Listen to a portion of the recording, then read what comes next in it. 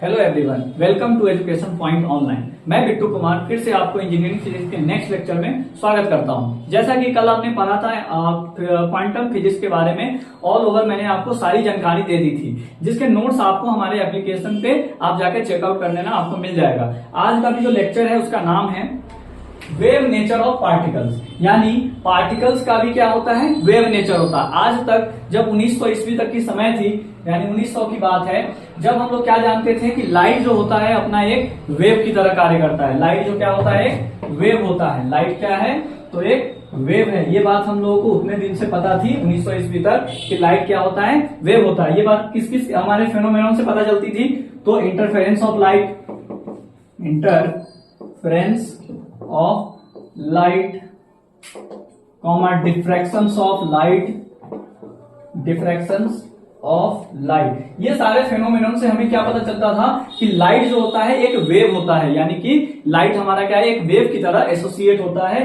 मतलब गमन करता है, मूव करता है। लेकिन आगे चल के ये बात हमें पता चली कि लाइट जो होता है वो एक पार्टिकल की तरह भी बिहेव करता है, मतलब कि लाइट जो होता है एक पार्टिकल की तरह भी बिहेव करता है। ये बात हमें आगे जाके पता चलती है। हमारे जो आइंस्टीन थे, जो हमारे फिजिक्स के सबसे बड़े साइंटिस्ट माने जाते हैं, उनके हिसाब से उन्होंने जब एक एक्सपेरिमेंट करा था, कौन सा एक्सपेरिमेंट था, photo electric effect, photo electric effect. और इन एक्सपेरिमेंट से क्या बताया था कि लाइट जो होता है वो पार्टिकल की तरह बिहेव करता है। और भी हमारे पास कुछ जो एक्सपेरिमेंट किए गए थे, जैसे कैम्पटन इफेक्ट, या बोल सकते हैं ब्लैक बॉडी पे जो रेडिएशन होता है उस पे भी हमारे ब्लैक बॉडी रेडिएशन, इस पे भी जो एक्सपेरिमेंट किए गए थे। इन सब बातों से, इन एक्सपेरिमेंटों से हमें यही बात पता चलती थी कि जो हमारा लाइट होता है वो पार्टिकल की तरह भी बिहेव करता है। अब ये बात तो हमें समझना है कि भाई लाइट जो है वो वेव की तरह भी बिहेव कर रहा है, पार्टिकल की तरह भी बिहेव कर रहा है। लेकिन इसी के बाद एक आदमी का आगमन होता है, मतलब एक जो हमारे फिजिक्स के ही साइंटिस्ट है, डी ब्रॉगली। क्या नाम है उनका, डी ब्रॉगली। इन्होंने क्या बोला, इन्होंने एक बड़ी पावरफुल बात बोली थी। क्या बोली थी, बड़ी बोल्ड बात इन्होंने बोली थी। क्या बोला था कि नेचर इज ए सिमेट्री। क्या बोला था, नेचर, ये बड़ी बात को आप याद करना, नेचर इज सिमेट्री। इन्होंने क्या बोला था कि नेचर जो होता है हमारा वो सिमेट्री होता है। सिमेट्री इन द सेंस, अगर लाइट को आप पार्टिकल बोल सकते हो तो कोई भी मैटर जो होगा या कोई भी ऑब्जेक्ट, जैसे हम हो गए कोई ऑब्जेक्ट, ये आप भी एक पार्टिकल्स हो गए, जैसे मोबाइल फोन भी हमारा एक पार्टिकल्स हो गया, जैसे एक फुटबॉल भी हमारा क्या हो गया, पार्टिकल्स हो गया। तो आप जब पार्टिकल को वेव बोल सकते हो, तो इसी तरीके से कोई भी मैटर होगा, मैटर, उस मैटर को आप क्या क्या बोल सकते हो, तो मैटर अपना दो तरह का बिहेव करेगा। कैसा, एक वेव की तरह, तो एक पार्टिकल की तरह।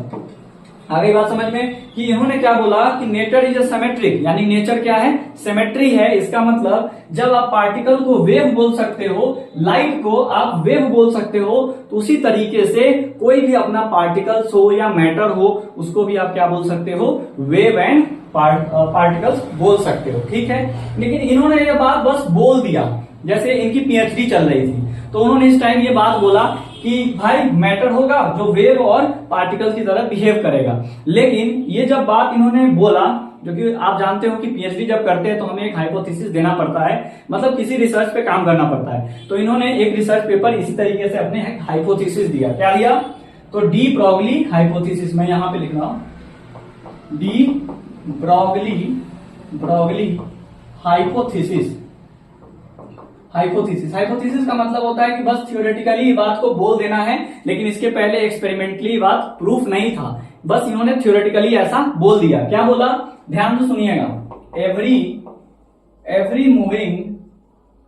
एवरी मूविंग पार्टिकल, हर एक गतिशील पार्टिकल, यानी हर एक जो मूव करता है, जो गति करता है, वैसा पार्टिकल्स हैज अ वेव, उसके पास क्या होता है, वेव होता है। जब मतलब कोई भी गतिशील पार्टिकल जब मूव करता है तो उसके साथ एक वेव एसोसिएट होता है। इन्होंने ये बात बोल दिया, वेव एसोसिएटेड विद इट। आपको थ्योरी पूरे अच्छे से लिखे हुए मिल जाएंगे, बस आप एक फोकस करो समझने पर। डी ब्रॉगली भाई साहब ने क्या बोला कि एवरी मूविंग पार्टिकल्स, कोई भी पार्टिकल जब मूव करता है, कोई भी कण जब गति करता है तो उसके साथ एक वेव एसोसिएट होता है। इन्होंने ये बात बता दी। तो ये बात जब बता दी है तो इनके जो सीनियर थे, जिनके पास ये बात बोलने गए कि भाई हमें पीएचडी की डिग्री चाहिए, तो इन्हें हाइपोथेसिस देना पड़ेगा। तो इन्होंने क्या हाइपोथेसिस दिया, यही हाइपोथेसिस दिया था, every moving particles has a wave associate, मतलब कि हर एक गतिशील कण के साथ क्या होता है कि एक वेव एसोसिएट होता है, यानी एवरी मूविंग पार्टिकल्स के साथ क्या होता है, एक वेव एसोसिएट होता है। ये बात इन्होंने अपने सीनियर के सामने बोला। लेकिन सीनियर भाई साहब कह रहे हैं कि भाई कोई भी चीज है तुम्हें डॉक्टरी की डिग्री तभी देंगे जब तुम इसको एक्सपेरिमेंटली प्रूव करोगे। तो उस टाइम तो इनके पास कोई भी हाइपोथेसिस बस ये बोल दिए थे, प्रूफ करने के लिए कोई मतलब बोल सकते हैं कि इसको प्रूफ नहीं किया जा सकता था। तो बड़े उस समय के बड़े साइंटिस्ट थे जिनका नाम था आइंस्टीन, उनको बुलाया गया। ये कहानी आप थोड़ा सुन लीजिए, जैसे मैं समझाने के लिए से बोल रहा हूं, ऐसा कुछ हुआ नहीं था। एक साइंटिस्ट से आइंस्टीन जो अपने पास फिजिक्स से जो सबसे बड़े साइंटिस्ट हैं उनको बुलाया गया और बोला गया कि ये जो भाई बात सही बोल रहे हैं कि गलत बोल रहे हैं। तो आइंस्टीन ने इस बात को थोड़ा सोचा, तो उन्होंने बोला कि हाँ बात तो ये लड़का सही बोल रहा है, यानी लड़का नहीं बोलेंगे, अपने लिए ये भी साइंटिस्ट ही थे। तो ये जो बात जो बोल रहे हैं ये तो सही बात बोल रहे हैं, दे दो भाई दे दो, इसको पीएचडी की डिग्री दे दो। इनको क्या किया गया, दे दिया गया। तो बाद में इन्होंने अपने हाइपोथेसिस से कहा कि मैं इसको प्रूफ करके भी बताऊंगा कि ये हाइपोथेसिस सही है। तो इसको प्रूफ किया गया। कैसे प्रूफ किया गया, तो एक इक्वेशन दिया गया lambda equal to H upon P.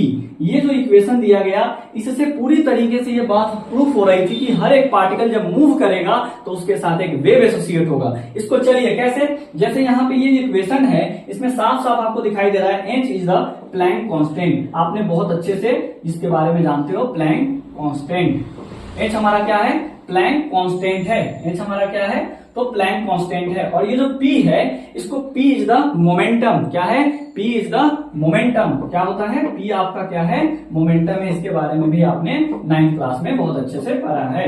और लैम्डा इक्वल टू सबको पता है वेवलेंथ। क्या है, वेवलेंथ। क्या है, वेवलेंथ। आप कोशिश करो कि वर्ड्स को आप हिंदी में समझो और इंग्लिश में उसको लिखो, क्योंकि हमें इंजीनियरिंग का पेपर देना है तो हमें पेपर इंग्लिश में ही लिखना पड़ेगा। इसलिए कोशिश करो कि आप इंग्लिश में वर्ड्स को लिखो और हिंदी में मैं तो समझा ही रहा हूं आपको, ठीक है। तो यहाँ पे एक बात बताइएगा, वेवलेंथ किसका होता है, तो आप बोलोगे सर वेवलेंथ तो सिर्फ वेव का ही होता है, यानी वेवलेंथ किसका होता है, वेव का।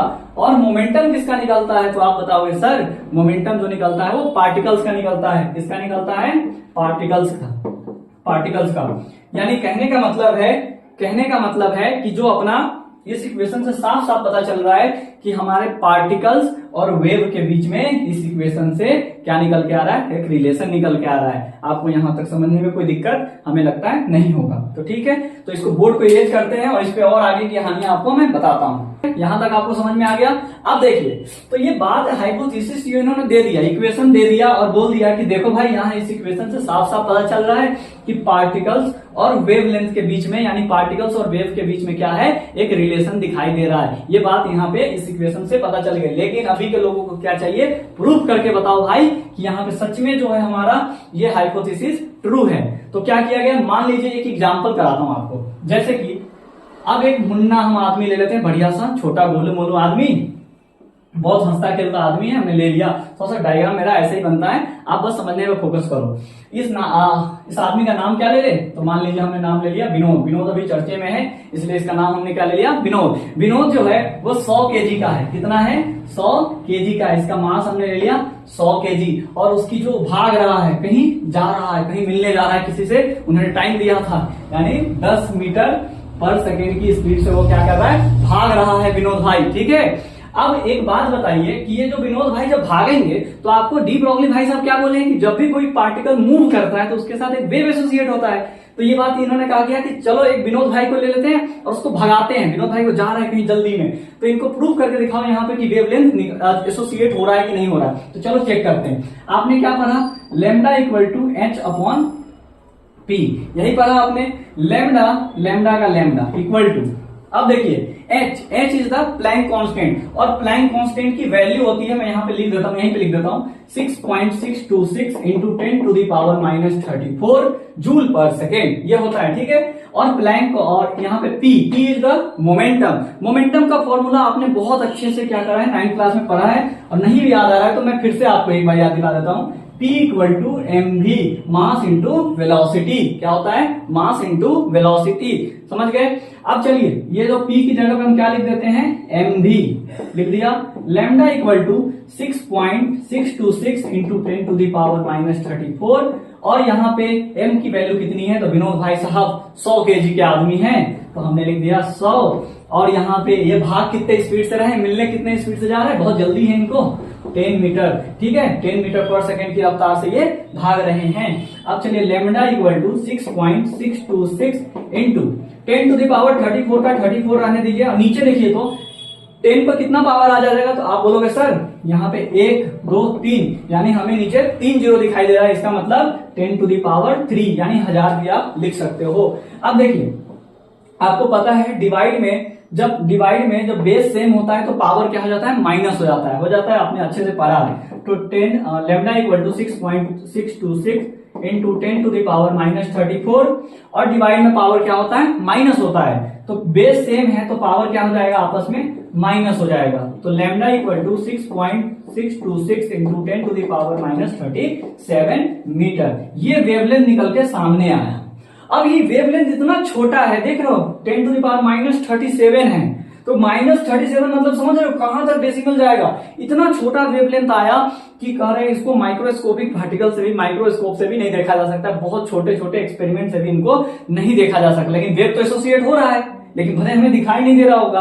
तो यहां से एक बात निकल के सामने आई कि जब आप कोई बड़ा ऑब्जेक्ट को लोगे या कोई बड़े पार्टिकल्स को लोगे तो उसका वेवलेंथ बहुत छोटा आएगा। और यहीं पे फिर बोले कि चलिए इसमें तो आपको वेवलेंथ नहीं दिखाई दे रहा है, लेकिन हम इलेक्ट्रॉन को लेकर चलते हैं। इलेक्ट्रॉन तो सबसे छोटा पार्टिकल्स होता है, तो उसको लेकर चलिए तो आपको वेवलेंथ थोड़ा सा दिखाई देगा। तो चले इलेक्ट्रॉन को लेकर दिखाते हैं आपको। चलिए तो अब इसमें क्या हमें बात पता चली कि जब हम बड़ा ऑब्जेक्ट लेंगे, बड़ा पार्टिकल लेंगे तो उसका वेवलेंथ क्या आएगा? छोटा आएगा, बहुत छोटा आएगा, जो कि दिखाई भी नहीं दे रहा है। तो अब चलिए आपके नजर में भी, तो उन्होंने बोला कि भाई जब तक हम वेवलेंथ देखेंगे नहीं तब तक मानेंगे नहीं। तो उन्होंने क्या बोला? आप सबसे छोटा जो पार्टिकल्स होता है वो ले लो। तो छोटा पार्टिकल्स इन्होंने इलेक्ट्रॉन लिया। क्या लिया? इलेक्ट्रॉन लिया। अब इलेक्ट्रॉन का लेने के बाद कहा कि चलो हम आपको वेवलेंथ दिखाते हैं कि कोई भी पार्टिकल जब मूव करता है तो इसके साथ एक वेव एसोसिएट होता है। ये बात अब प्रूफ करके आपको दिखाते हैं। तो देखिए यहां से हमने इलेक्ट्रॉन ले लिया, ठीक है। अब आप जानते हो लैम्डा इक्वल टू क्या होता है? h upon P. क्या होता है? h upon P. अब देखिए लैम्डा प्लैंक कांस्टेंट की वैल्यू सबको पता है 6.626 into 10 to the power minus 34। और P यानी मोमेंटम, अभी हमने बताया मोमेंटम का formula P equal to M V, mass into velocity, M V. अब देखिए मास किसका लोगे? इसमें किसका मास लोगे? इलेक्ट्रॉन का। आपको इलेक्ट्रॉन का मास याद होना चाहिए। Lambda equal to 6.626 into 10 to the power minus 34 upon में 9.1 इंटू 10 टू द पावर कितना होगा? 10 to the power minus 31 kg। ये इलेक्ट्रॉन का वेट होता है। और इलेक्ट्रॉन की वेलोसिटी आपको शायद याद नहीं होगी, चलिए मैं याद करवा देता हूं। 10 टू द पावर 6 होती है, आप ये याद कर लेना। इलेक्ट्रॉन की जो वेलोसिटी होती है वो 10 टू द पावर 6 होती है, ठीक है। अब इसको थोड़ा सा सॉल्व करते हैं, ठीक। अभी मैं एक काम करता हूँ, थोड़ा सा ये जो कैलकुलेशन है थोड़ा सा टफ हो गया, तो इसको सिंपल बना लेता हूँ। 6.626 into 10 to the power minus 34। आप जानते हो बेस सेम होता है तो डिवाइड में पावर माइनस होता है। यानी ये पावर अगर नीचे से ऊपर जाएगा, आप ध्यान से देखना, ये 10 की पावर है, ये नीचे से ऊपर जाएगा तो क्या हो जाएगा? माइनस है तो प्लस हो जाएगा।